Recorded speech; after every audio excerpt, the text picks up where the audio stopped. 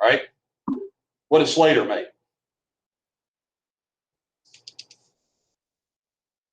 All right. What about Eli Whitney? But not the cotton gin that I want you to remember. Interchangeable parts, right? And Slater was a mill that used that. He created the Slatersville mill. So the idea of mass assembly is not new. When Henry Ford comes along, we have been making things as a nation for over 100 years now using industrial technology, right? But the way workers were utilized, Frederick Taylor, particularly as an efficiency expert, points out, is wasteful. Now, in other words, your company doesn't need to employ all this number of people if you can make the people more productive. Make sense? And so Taylor is wanting to pioneer a new way of having people come in and look at how production is being done and say, well, that's wasted space. That's wasted movement. That's wasted motion. And so Ford recognized that Ford's going to bring these technologies into the production of the Model T. And that is why this car is so successful. This is one of the greatest developments in humankind because it makes transportation democratic. Now, I want you to let that sink in. Before this, if you had transportation, it's because you either owned a horse, right? Or you could afford a streetcar, maybe, but it means you were dependent on someone conveying you, right? Unless you had including something in the case of a horse. But this, because it was so affordable, even poor people could afford it. You understand? The Model T was like the car for everybody. And there were other car developers, Buick existed at the time, Oldsmobile, but Ford did it better and he made it cheaper and he paid his workers double. And I told you the reason he did that is because they were literally going crazy, like not figuratively, but literally killing themselves. So definitely be familiar with the success of the Ford particularly. All right. And, with that American ingenuity, the car was less than $300. Everyone else is going to follow suit. The problem is, as so often is the case with a very cheap, efficient thing, it was too good. So what do I mean by too good? Well, once you bought one, you didn't need to buy two. Do you understand? Like this was the problem that industry had for a long time in America. Diston Saw Works. Diston was located up in Massachusetts, and they made hand saws, right? The saws were so good that people would leave them to their children in their wills. So in other words, you'd use the saw and it would pass down through generations. So like multi-generations. Once they buy it, well, that's right. So distance saws were kind of expensive, at the time, but they lasted forever, pretty much. Let's say it again. Remington, sure, the gun manufacturer, right. I saw it too. Well, the Ruger 22, it never really gets old. You just pass it down to the next kid who starts shooting, right? Here's the Ruger 22, go learn how to shoot at things. So, don't do that literally like that way. But you get the idea is that, yes, they're very successful. They don't really break. And so what do? Well, this is where we come up with a brilliant theory. So GM had reached market saturation. Between Ford and General Motors, which was another car company, they had made too many cars. And they were keep making the same car. And so what they decided, and this was brilliant, a fellow named Alfred P. Sloan, which today there's a foundation in his name. He donates huge amounts of money to PBS and other stuff. But the Alfred P. Sloan idea was literally brilliant. And he said, every year we should make small but noteworthy changes to the design of the car. So that each year you get a what? A new model, right? A new model. I don't know if it's better. I'd rather have my 66 Mustang than whatever they're selling now, just because it's so reliable and easy to fix. Now you got to have a computer programming degree to figure out how to fix cars. But the point is that every year you wanted to get the newest, best car, right? The better, improved, the new and improved version. You didn't have to do this. It wasn't like it was any reason to do it. And so it's like with the iPhone, my BlackBerry that I had back in the early 90s would probably still work, late 90s, yeah. But it just wouldn't play all the games. It would do all this. So in other words, you discover you need all this other stuff, right? It makes it better, quote unquote. But what it really makes it is you are spending more money, right? Like you need, in other words, if all I want is a cell phone to make voice communication with two people, I could still have a flip phone from the early 90s, but that's not what phones are anymore, right? So with the car, you're going to see every year a new model. And this is now known in history as planned obsolescence. And it's an absolute tragedy for landfills. You understand? Because what it means now is instead of repairing and sustaining, what are you going to do with it? Throw it away. Instead of getting your shoes repaired, which, by the way, that was still a thing in the 20s. You would get your shoes repaired. Today, we don't fix our shoes. What do? Toss them into a landfill and buy new shoes. We get rid of our car and it ends up in a junkyard, right? So, I still drive a 97 Firebird. I kept it up. It's still there. A 2008 Escape. I have no reason to get rid of it. Like, it's old, but it's still the same useful vehicles that it was when I bought them. So the idea is that you don't have to do this, but if you're a smart businessman, you want to do this, right? So planned obsolescence means you don't make as high a quality, you just make more stuff. So distant, I'll give you a prime example. Now, we're not there yet in American history in the 20s, but what's going to happen is distant is going to have to start in the 70s competing against cheap Asian imports, 1970, right? And the problem is people growing up in the 70s were like, I'd rather just buy 10 cheap ones over the course of my lifetime than one expensive. And so I think about my sunglasses that I own a pair of Ray-Ban Wayfarers, and they were a couple $100 when I bought them. Well, I still own them, and they're like 15-year-old sunglasses. Every year, my wife buys 4 or 5 cheesy CVS or cruddy Dollar General sunglasses, right? So she doesn't spend nearly as much as I did on the first pair, but I still have the first pair, and she's probably gone through 20 pairs easily in that amount of time. So we're a different society now completely than we were at the dawn of the 20th century, because the dawn of the 20th century, there was no such thing as throwing away stuff, right? You fixed it, you repaired it, you reused it, you reduced, reused, recycled kind of thing. Well, now people are going to always be looking for the next best thing. And that's brilliant, because it means you keep them coming back. You keep them coming back to the showroom, they keep buying. It keeps your factory assembly lines keep running, right? And so this is going to help very much the automotive industry.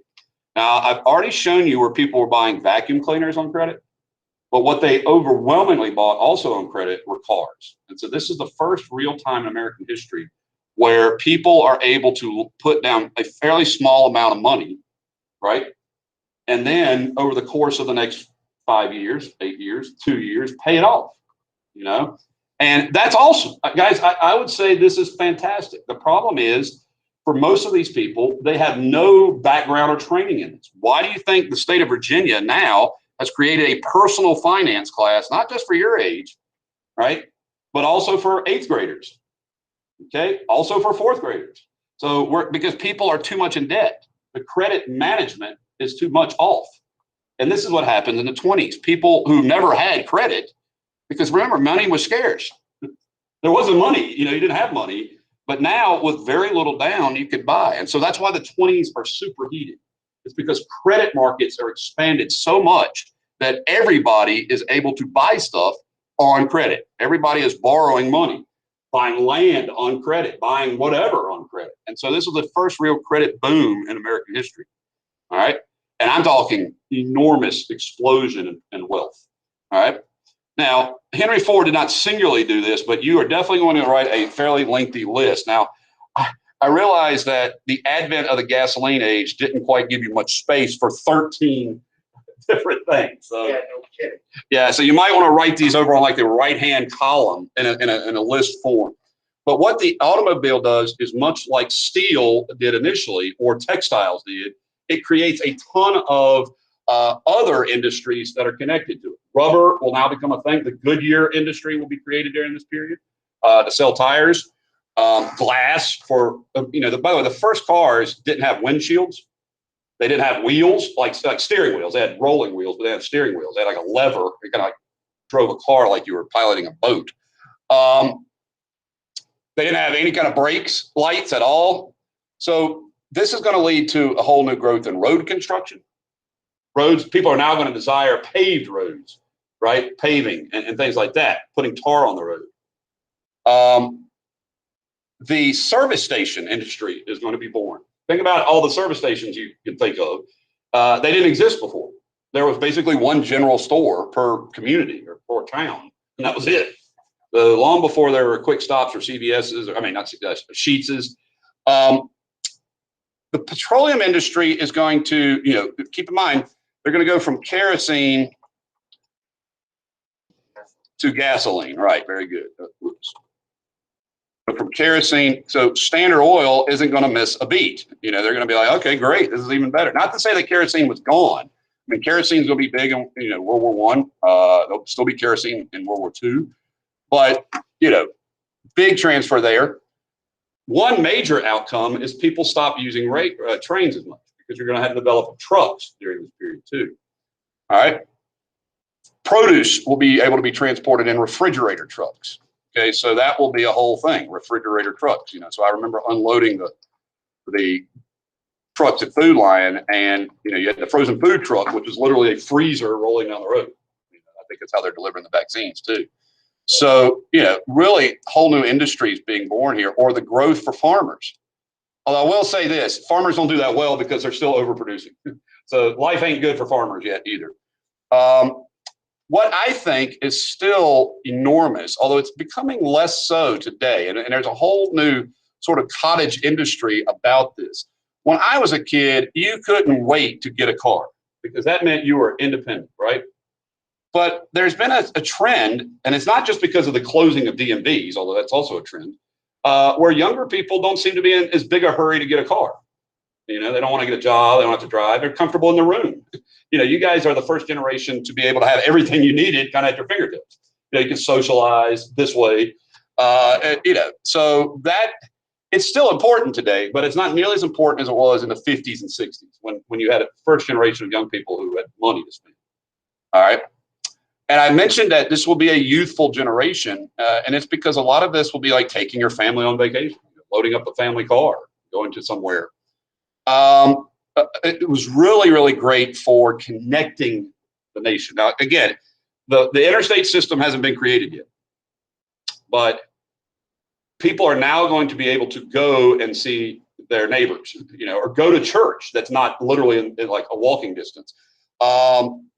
So what's going to happen is you're going to start seeing more centralized churches and schools. So rather than having numerous sort of small community schools, like if you think about Whitmore Farm Life School, which was now Whitmore Elementary Building, that was literally for the community of Whitmore. That was the only people who went there. Right? And a lot of the kids just walked. When I was a kid growing up, I went to Mount Hermon Elementary School. I just walked to it. It was in the neighborhood.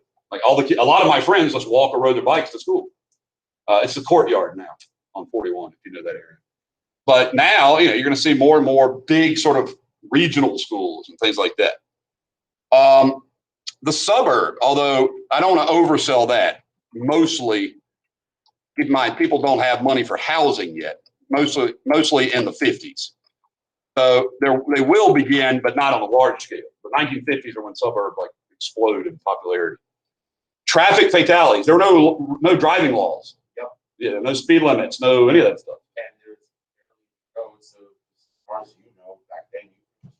They did. People just drove all over the place as fast as they could go. It was really interesting, like the Wild West of cars. Now, I point out that with the birth of the automobile came the birth of the back seat. All right, because what you would have, and meaning kids who got cars would go out on Friday night, let's say, and the word for it back then was necking, like making out. That's what they would do in their cars. And so that led to more promiscuity, people having interrelations. Okay, so I can't think of, other than the railroad, any other single development that had this much influence on this many people. The car just revolutionized America first. We were very much ahead of it of what Europe was, and we have always been the sort of like premier nation on wheels, ever since then. So that's the 20s. Thank you, Henry Ford. Didn't invent it, but he made it available to all of us. Okay.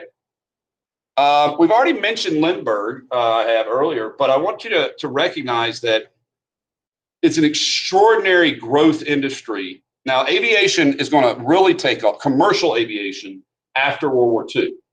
So by that, I mean, you couldn't really get on a plane and fly somewhere in the 1920s that much. Planes were used in World War I, but if you think about it, the first flight was in 1903. So within about 20 years, we're going from flying what's basically a Leonardo da Vinci glider to across the Atlantic Ocean. And so this is like record development of industry. And so by the 30s, like Hitler will fly around Germany on a private airplane when he's campaigning in 33. So by the 30s, people are flying in airplanes. They're not commonly, not typically, but you would have farmers would use biplanes for crop dusting, for out in the Great Plains, and then ultimately by the 30s, you'll start to see the first airline industries. Like the people who would take you somewhere. But definitely know Lindbergh. He is going to come up again in the 30s when we get close to the outbreak of World War II, because he's an interesting figure in history, to say the least. But they called him the lone eagle, a very solitary kind of guy who became a superstar. Like everybody wanted to see Lindbergh, because of his success. He got ticker tape parades and things like that. But he's going to have he and Henry Ford both are going to have some interesting political views that we'll talk about in the 30s. Okay. Now, I love talking about the culture of the 20s because for the first time, I think, in American history, you start to have a genuinely national culture emerge. Before this, all the culture was relatively regional, if you understand what I mean by that. Like every part of America kind of had a distinct culture based on who the people that settled there were. The radio is going to create, for the very first time in American history, a cultural experience that you don't have to go anywhere to share. So if you think about in the past, we'd had things like the Great Awakening, revivals, that had spread around the country. But this is going to mean in the comfort of your own home with a device made by GE, you could sit there and listen to an NBC broadcast. Now, the very first radio station is still in effect. And this is not just trivia. It's kind of very important. It was, designed to broadcast the election results of 1920. Like they wanted to be able to get this information out to people. And so the station is called KDKA. So it's not a W anything. It's KDKA, and it's still a business. If you're in Pittsburgh, you can still listen to radio KDKA. They have an FM channel and then they have an internet channel. You can listen to. But what happened was, you could sit in your home and hear all the news of the day from the National Broadcasting Corporation. Right. And so I would be familiar with the company that's one of the very first to create a syndicated nationwide radio broadcast. So the companies of GE and Westinghouse, which is neat. You think about those were rivals, and RCA, which was a group of actors or performers and their managers, created a company, the National Broadcast Corporation. So if you think about NBC, that's who that is. And initially, they did all kinds of entertainment. Now, one of the most popular shows in the 20s is really bizarre because it was two white guys playing black guys. So in this picture, they're depicted in blackface. But in reality, they didn't perform in blackface because it's radio. It's kind of like me. I've always been told I have a nice face for radio. So the point of it is that these guys were hilarious for their viewers, their listeners, because they were lampooning like the old minstrel shows. They were making these sort of black folks. Now they were ridiculing black people. And of course, today we would consider this grossly racist. But at the time, it was very popular. And I don't mean that didn't make it right. It just meant that was considered fun, was listening to two white guys pretend to be two black guys, and living in a city, sort of like lower class. So anyway, definitely know the radio station, KDK. By the way, they've hit their 100th anniversary. That picture from 5 years ago. And know Amos and Andy. Now, later on, there will be a TV show in the 50s, Amos and Andy, with black actors playing the characters. Not in blackface, obviously, but the 50s. But that's a very common thing in the 1920s, is to see white actors covered in black paint, pretending to be black people. Now let's talk about the movie industry, because this is the golden age of the film industry. We'll start with the very first movie ever made in America that's considered a substantive movie. And by that, I mean it has a narrative plot. And there's a picture for it right here. It was used by made by the Edison Film Company. This is Thomas Edison's company. And it's called The Great Train Robbery. So America's very first movie was a Western. And it features cuts. So when I say that, the French actually invent movies. The French, like the cinema, at the same time as Edison is inventing it. And there's two guys called the Méliès brothers, who are making cinema too. And but over there and in America before 1903, movies were like, so when I teach a film class, one of my shows, Train Arriving in Station. So what it is like a film strip of a train pulling into a station. That's all it is. But people thought that was just astonishing. Like, oh my gosh. So the idea is motion pictures. The pictures were moving, right? Movies. So motion pictures. And the very first films had no sound. So they were usually accompanied by an accompanist who would be somebody who would play a piano during the performance on screen. And it would be like the score of the movie, so while the scenes were exciting, the music would be fast and sort of, reflecting that. And then there would be sad. And so it was very interesting because you had live performers playing music with the projection of these movies, the silent films. And so the first really great silent film that was widespread, considered an enormous success, is unfortunately one of the hardest to teach. So the very first great film, and by great I mean D.W. Griffith was a cinematic pioneer. He was a genius of filmmaking who made 2.5-hour and 3-hour movies that had enormous plots and very complicated editing, and they were movies by all modern definitions. So if you go back and watch The Great Train Robbery, it's more like a bunch of frames that are put together. But that's okay. People had to do that first. But Griffith comes along, and he is going to make one of the most controversial works of art in the history of our country. And it is called The Birth of a Nation. So Griffith himself was not overtly racist. He was not a pronounced bigot, but he got a copy of a book by Thomas Dixon called The Klansman. And it was a novelized, fictionalized account of the end of the Civil War and Reconstruction. So it's a story of the rise of the Ku Klux Klan. And so instead of calling it The Klansman, he called it The Birth of a Nation. That was the title of it, okay? And you can definitely see parts of this movie on YouTube, and I own a DVD of it. Today, film historians, when we teach it, we teach that it is grotesquely racist. Like the content is overwhelmingly, it's the Klan depicted as heroic figures. Actors in blackface are depicted as Southerners who were black, like Reconstruction government officials, and they're depicted as almost like apes. So it's really terrible. So here you have this fascinating filmmaker, but the content of it is so nasty, you don't even want to show it to people because it is. It's the Klan being these noble knights and black people being these sort of savages. And Woodrow Wilson loves this movie. He has this movie broadcast in the White House. You have one of the largest protests of any film in history against the airing of this movie by the NAACP in New York. And so the film is going to be sort of iconic. Like when I teach film history, it's one that I have to teach, because it's so important. But of course, the controversy about it is that it's about the KKK, and later, ironically, D.W. Griffith, a great filmmaker, will make a movie called Intolerance about bigotry, but this is the movie that kind of opens up people's mind to, you can do great things with cinema. You can tell a whole story in a full sort of epic scope. And that was this movie. Now, very quickly, just like with aviation, movies evolved. And so by 1927, you have the creation of the first soundtracks to go along on these. So if you look at a movie reel, it's fed by teeth, right? And the frames per second are broadcast. And what they develop is a soundtrack that is drawn and played at the same time. So you can actually sync up sound with, and I know they were like, yeah, that's what movies do. But for them, this was radical. And initially the film studios were like, it's a fad. We won't even invest in it. But Warner Brothers, the literal Warner Brothers, all three of them, invested in a movie based on a book called The Jazz Singer.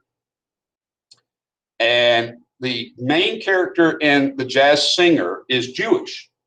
And this is the first film and really the first kind of work of art in America to deal with that subject matter of being Jewish. Al Jolson plays a Jewish singer who's the son of a cantor. A cantor is like, if you go to the synagogue, the person who sings the hymn, right? And so his father wants him to be a cantor, a Jewish singer, and he wants to be a performer on stage. And so he's going to perform which was kind of necessary at the time. If you were a white person wanting to do jazz music or colored music, you performed it in blackface. So it's like being able to watch black performers who weren't black. And it's ridiculous now we think about it. But Jolson is going to play a singer, a jazz singer, who's sort of a player. Like he hits on ladies. He's got an interesting kind of career in the movie.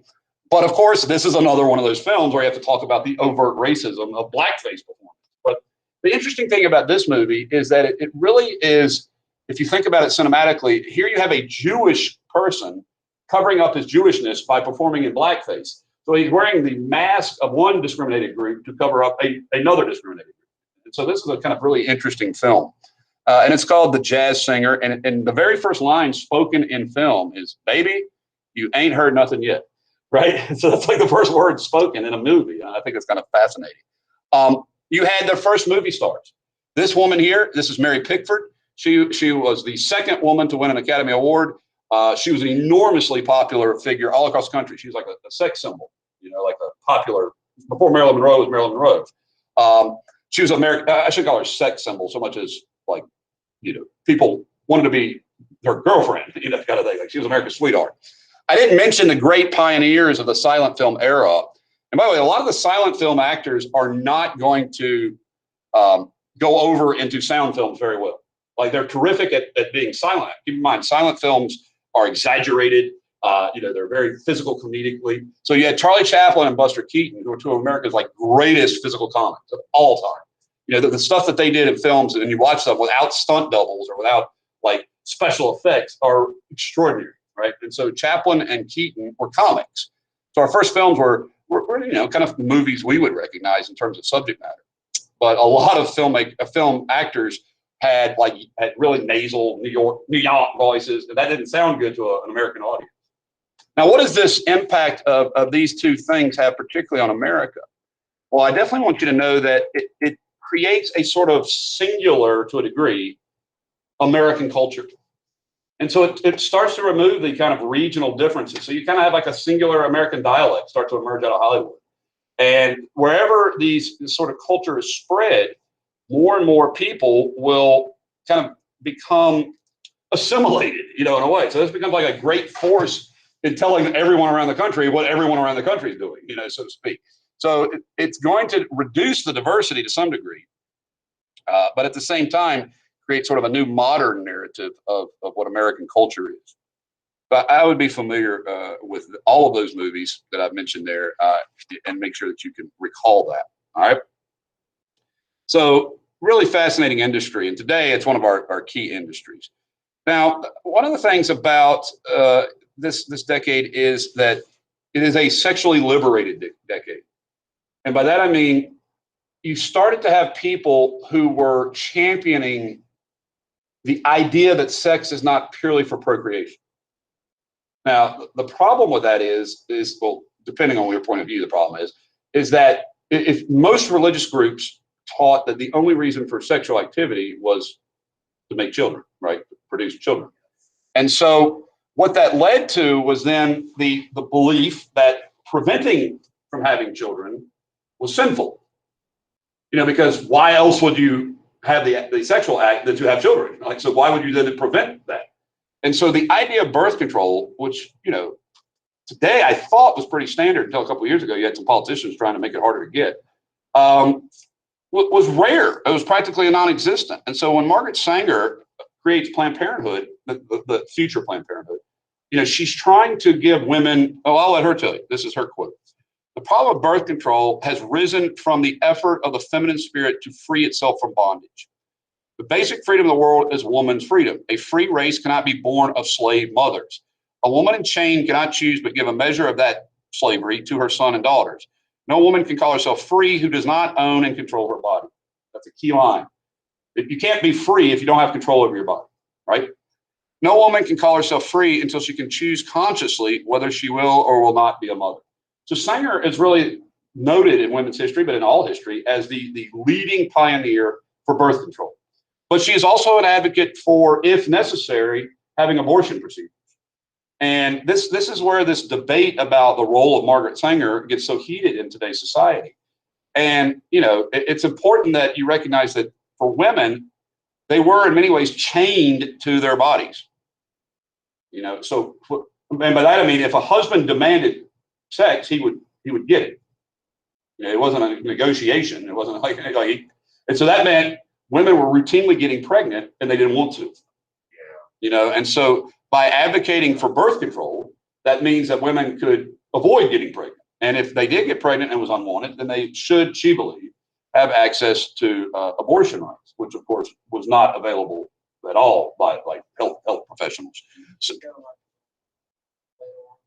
I don't know. I don't know about the word genocidal or not, but I just know that, you know, she has the controversy around her has come from, I think, from the debate about abortion.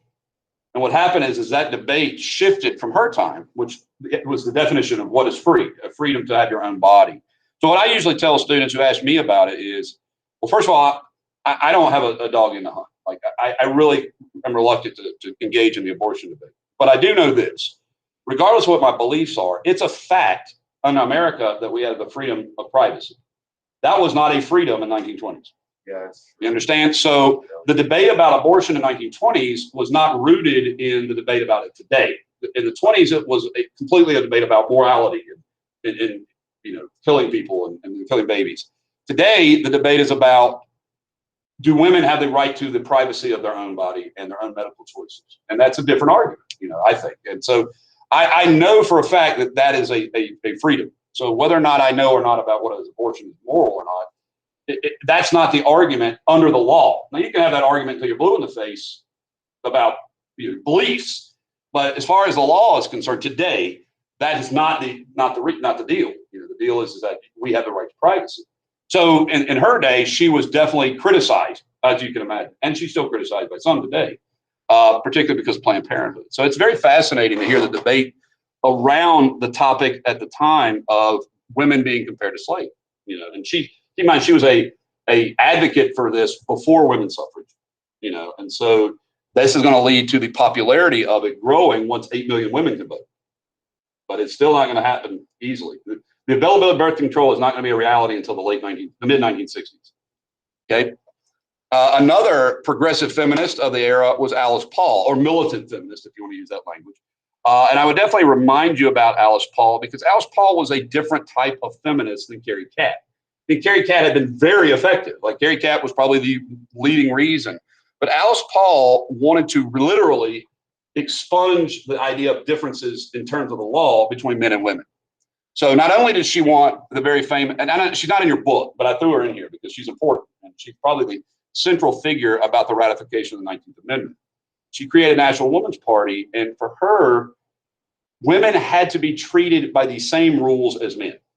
So, for example, if I were the federal government and came in and said, we want to check every man's prostate in America to make sure they don't have cancer, to prevent them from getting sick, as a moral cause, we would be up in arms. We're like, that's illegal. You can't do that, right? It's a violation of my privacy. You can't be messing around in there. You know, and so what these women would say is, well, the same is true of a woman's body. That you can't be messing around. The law should not be controlling it. So these were very sort of strong feminists, you know, who said that women should be treated by society equally, even if there were gender differences. The law should be blind to that. Right? And so she wanted what was called the Equal Rights Amendment, which never happened. You know, it's been close, and we ratified it in Virginia this past year, but it's too late. The date on it has expired. You know, like it had gone past the date where you could pass it. Yeah, but if you allow them to renew, like every amendment has a date where if it's not ratified by the states, it expires. Now, there's a constitutional argument about what if a state later amends, like ratifies it, does that become law?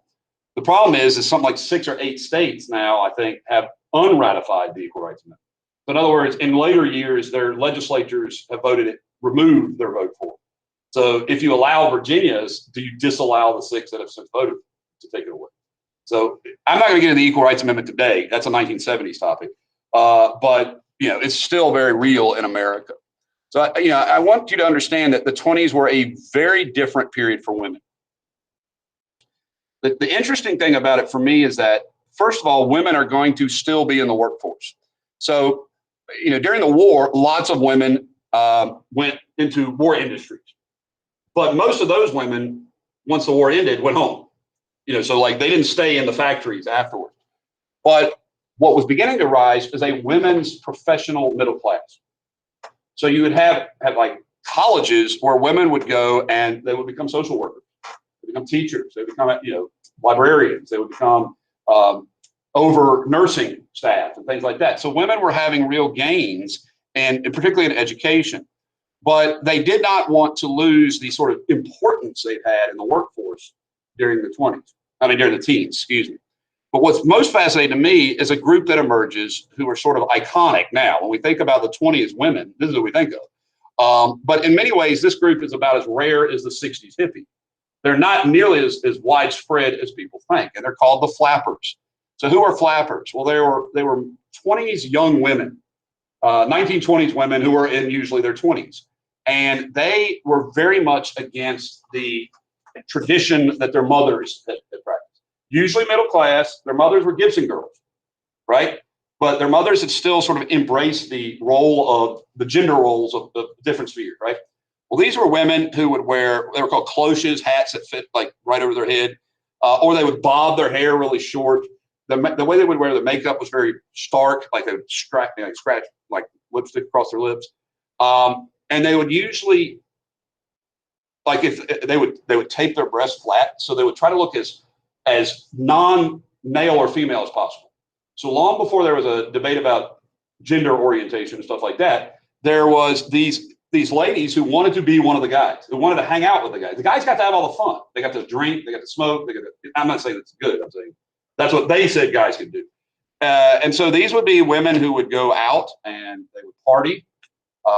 They would drink liquor illegally, bootleg liquor. They would be often sexually promiscuous. So these are like party girls, and they became kind of the symbol of the 20s. These young women who were sexually active, and man, that scared the living daylights out of society. Mainstream society was horrified by this. But these are like the cool girls, cool, quote unquote. This is like, but again, I don't want you to think like every girl in the 20s was like a flapper. I'm saying this was kind of like a Gibson girl, like a romantic sort of handful of people did this, and then it became kind of an icon that other people looked at. But they dressed in a sort of androgynous way, and they hung out with the fellas, and they danced at the Big Apple or the Charleston, and they listened to jazz music, and they partied, and they were liberated. That's what they viewed this as. So this was the first sort of like liberated, quote unquote, period in women's history. Okay. Now on the writing side, now there's a lot of literature in your book. Okay, but I'm going to just focus on my favorites, who are Fitzgerald and Hemingway. But and if you throw in a couple others, you'll see they were collectively a group of writers who had served in World War I or had been around as adults in World War I and were very upset by it. We would use the word today, disillusioned, right? They believed that they had been lied to, that this generation had been treated dishonestly by their government, and that the ideals of Wilson and the 14 Points and America in general, a lot of these guys were also really angry that America was becoming very materialistic. You understand what I mean by that? Like Fitzgerald, for example, is going to make fun of the wealthy class. He poked fun at them, big time.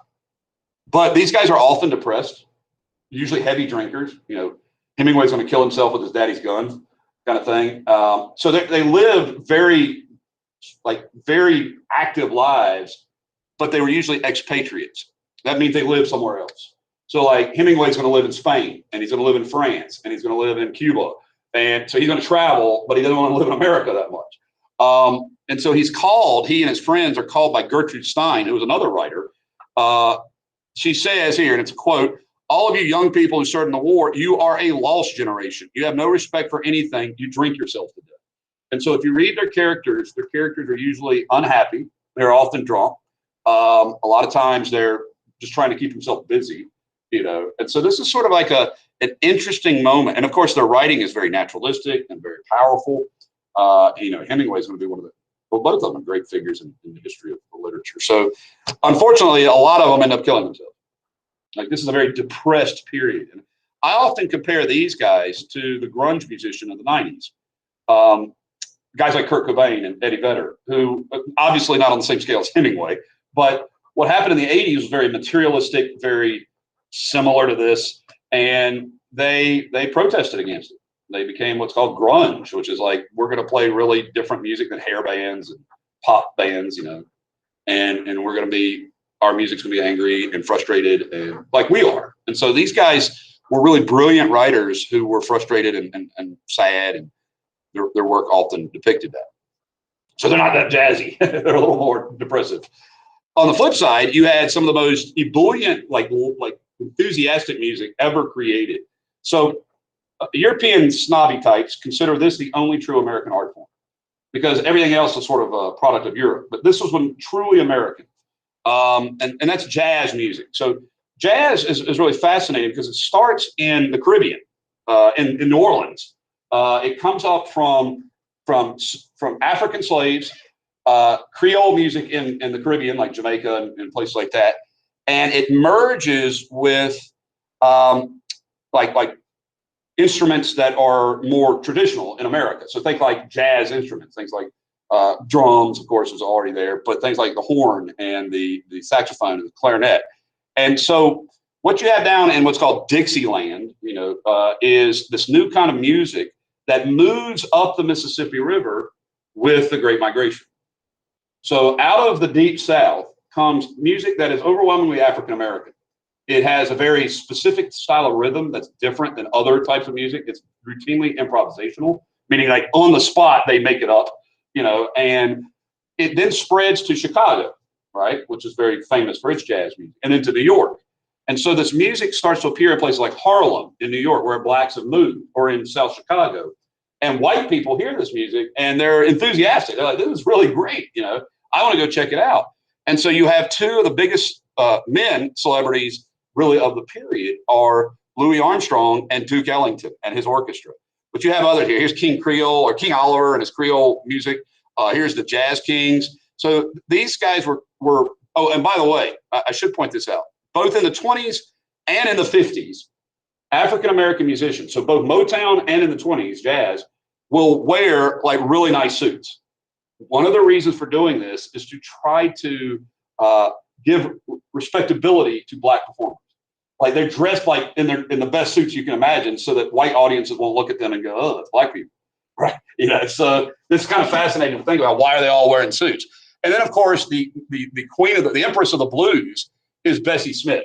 And if you haven't seen the HBO film where Queen Latifah plays Bessie Smith, she was extraordinary. And Bessie Smith was an amazing singer. You can listen to her music. You can listen to these guys play jazz. And it's fantastic. And she's going to die tragically down in Mississippi. There's a vehicle in a road, and her boyfriend is driving them. And by the way, I would point out that Bessie Smith was also bisexual, which was absolutely scandalous at that time in history. And open about it. She was openly gay or queer. And so that was really a big deal, you know. But she was going down the road, and guys, you should listen to her sing. I feel like I'm undertelling the story if you don't hear her. And her boyfriend swerved to hit a truck was going too slow on the road. You know, you ever come up on the road and like a vehicle's going like 20 miles an hour and you're going like 60? Yeah, you almost run into them. So he swerves to miss it, and it shears her arm off. Like her arm is hanging out the window kind of thing, and like cuts her. And so not almost completely off. So she is bleeding like profusely. The first man on the scene is a surgeon. Sheer coincidence, right? He pulls up and he's like, this woman, she has to go to the hospital. So they take her to a hospital. It's a white hospital, and they refuse to see her. So they have to drive her to another hospital, and she bleeds to death. She never regains consciousness. She was like a really famous person, you know, but she was a black lady. Yeah, so that's Bessie Smith, and she, you know, she was the empress of the blues. And she's going to pave the way for two of our great singers in American history, Ella Fitzgerald and Billie Holiday. And have I played Strange Fruit for y'all? I feel like I have. The song Strange Fruit by Billie Holiday. I thought I played. You guys online remember Southern Trees Bear a Strange Fruit? Oh, gosh, I haven't played that song. So, all right, I'll play it for you.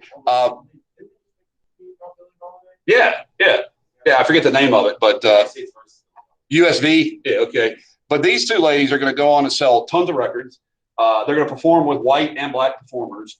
And so what you start to see as a result of jazz music, by the way, up in Harlem is a club called the Cotton Club. And so all the all the notables in New York are going to go to it. What's ironic about that is it was called Cotton Club because if you see how light-skinned these ladies are, right, particularly Billie Holiday, the only people who were kind of acceptable by white audiences as mainstream performers had to be people, very light-skinned black people. You know what I mean? Like they couldn't be too dark. Otherwise, that was not acceptable. So the Cotton Club, cotton on the field before it turns white is kind of a very light brown, right? Like almost like a mixed race person. And so that's what it's called the Cotton Club for.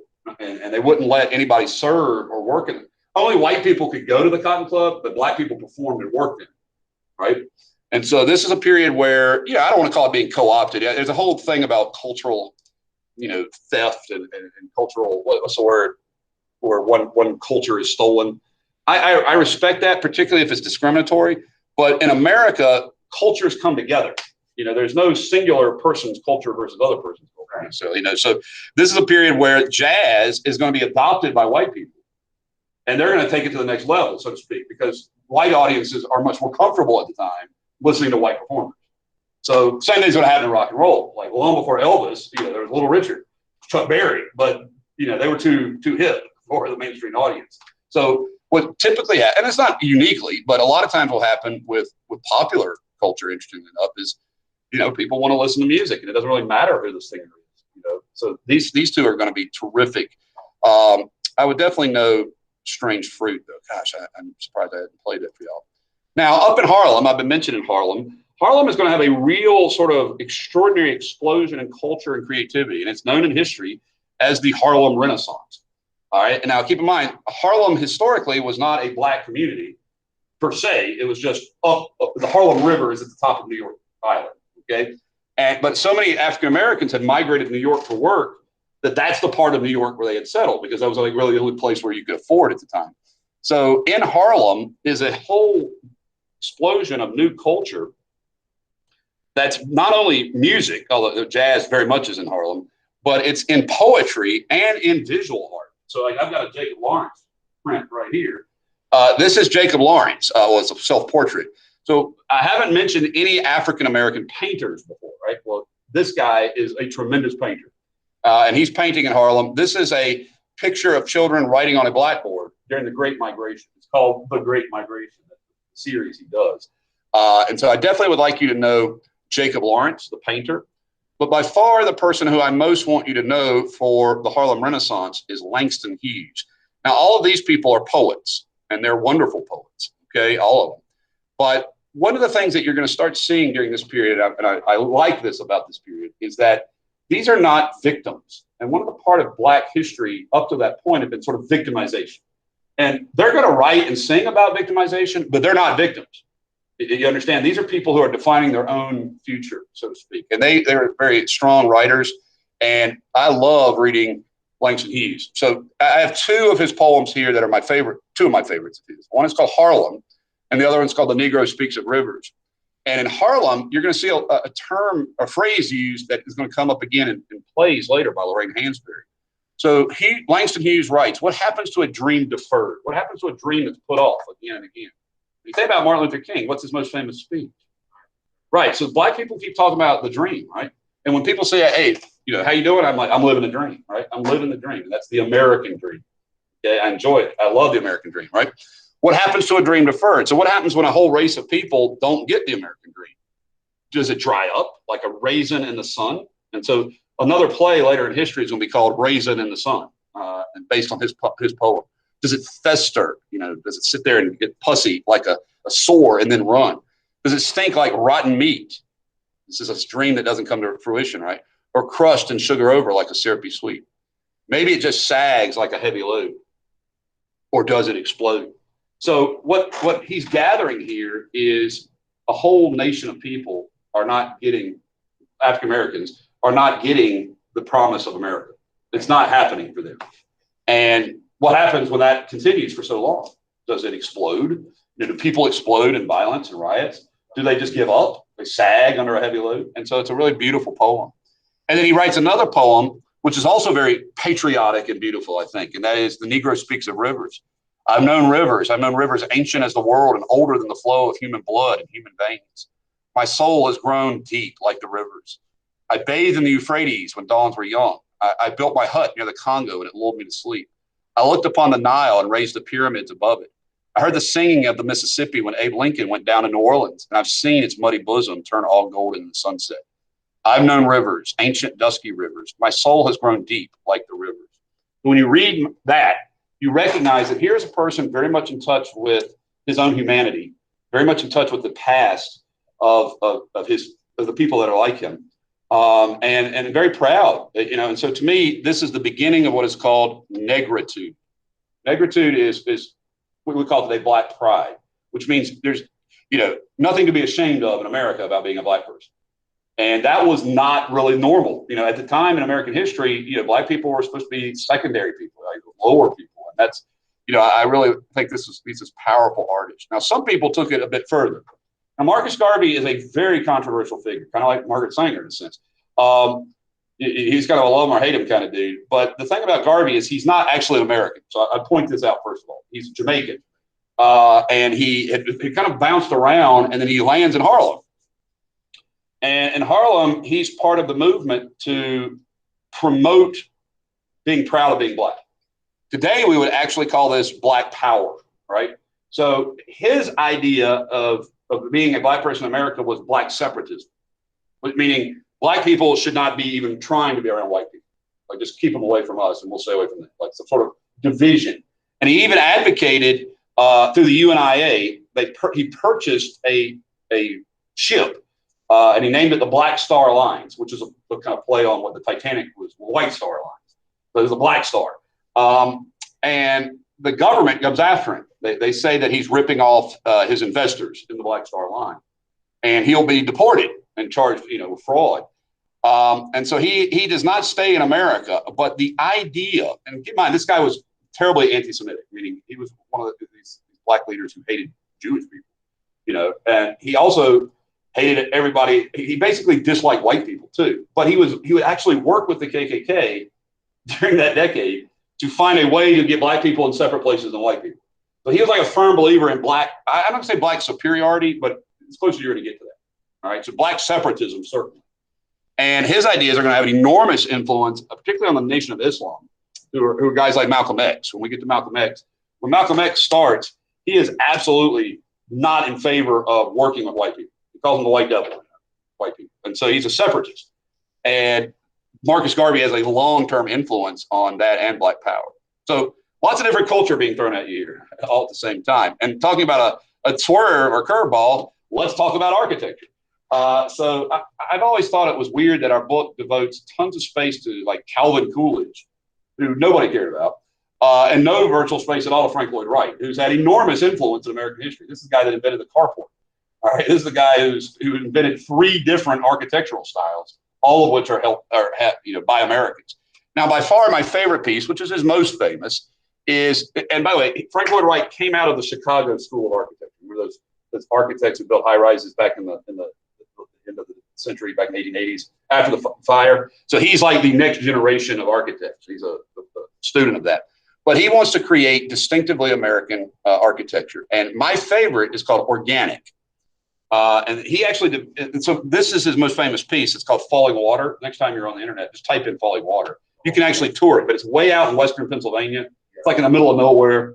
Yeah, so you can go visit it though. And it's an actual home that was built with a functioning, like an existing waterfall running through it.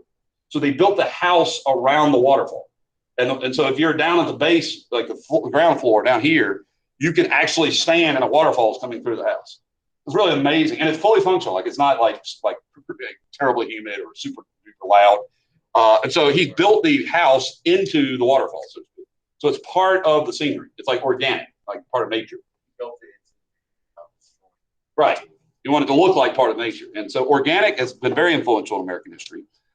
He built another design called the Prairie School, which are these flat houses that today we would kind of call them ranch houses. Are you familiar with the ranch house? Pretty much half of Pennsylvania County are ranch houses. Well, thank you, Frank Lloyd Wright. Like these are houses that are spread out and relatively open air in the sea, like in the floor space. And they also built these very functional small houses that I really think are cool. If you're into minimalism now or tiny houses, have you seen the tiny house movement? The house you can like carry it on a trailer and just sit it.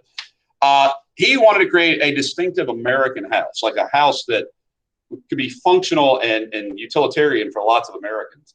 And it's called the Usonian, which stands for U.S. owned, like American housing, so to speak. And so it would be very minimal, not that much floor space, but very, very good, very functional, very successful. So please know Frank Lloyd Wright, America's premier architect. And then I'm going to close today with America's most famous Secretary of the Treasury since Alexander Hamilton. Okay, this is Andrew Mellon. And Andrew Mellon is from Pittsburgh. He's from the same place where Andrew Carnegie was. They knew each other.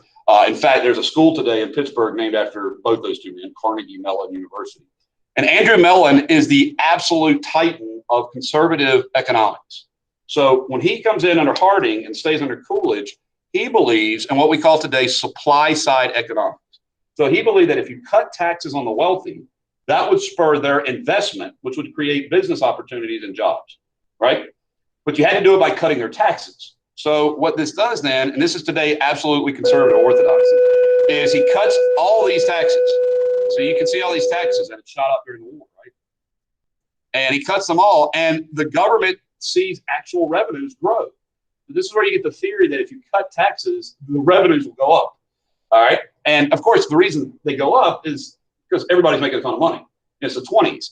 But nonetheless, this becomes enormously popular. Now, critics will say, promoters will say, look, this guy cut the national debt $10 billion, which was a huge amount of money back then.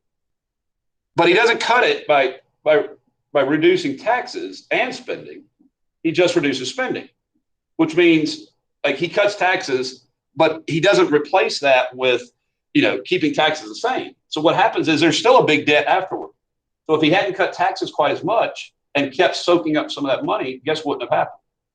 Perhaps. One of the things that government can do is tax wealth to prevent over speculation. Does anybody know what happens in 1929 October? The stock market crashes, right? Well, some people associate this over encouragement. He superheats an economy which is already superheated. Does that make sense? Like he's going to keep this thing going, even to the point where it's on fire. The real problem was the economy burned down.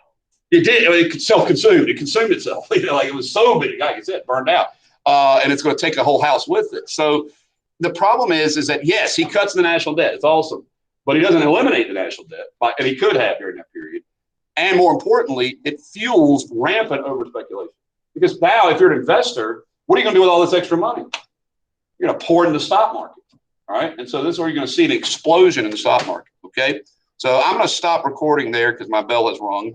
Reminder, I'm not going to live